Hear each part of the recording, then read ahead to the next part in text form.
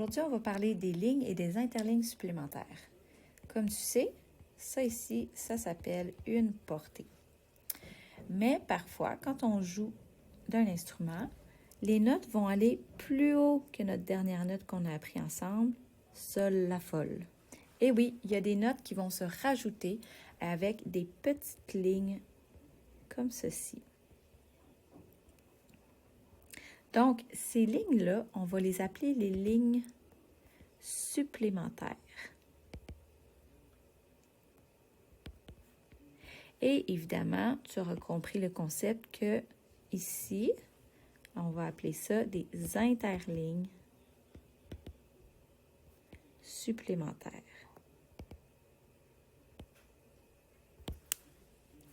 Donc, comment en fait ça va fonctionner pour pouvoir trouver le nom de la note qui se retrouve sur ces lignes et ces interlignes? Bien, c'est quand même assez simple. Donc, tu sais ici que tu pars du sol en clé de sol. Et si je veux rajouter une ligne, bien, en fait, moi, j'ai un petit truc pour cette note-là. C'est là. Donc, vous vous souvenez, j'utilisais le truc sol, la, folle, crinqué sur le top. Donc, ici, tu sais que c'est un sol, la, folle pour le la qui est juste là. Et par la suite, ça va simplement s'ajouter. Donc, après le la dans la gamme, qu'est-ce qu'on a? On a un si. Et ensuite, on a un do et ainsi de suite.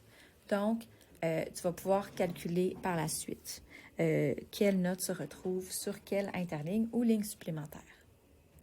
On va fonctionner de la même façon vers le bas. Donc, on a appris tout à l'heure que ceci, on devait savoir que c'était un do. Mais on peut en rajouter des lignes et des interlignes supplémentaires en bas aussi. Donc, si on fait la gamme à l'envers, en bas du do, il y a un do, si. Exactement. Donc, on va continuer à rajouter des lignes et ainsi de suite. Sol, etc. Donc, ça va être pour nos lignes et interlignes supplémentaires. Le même fonctionnement va se faire en clé de fa.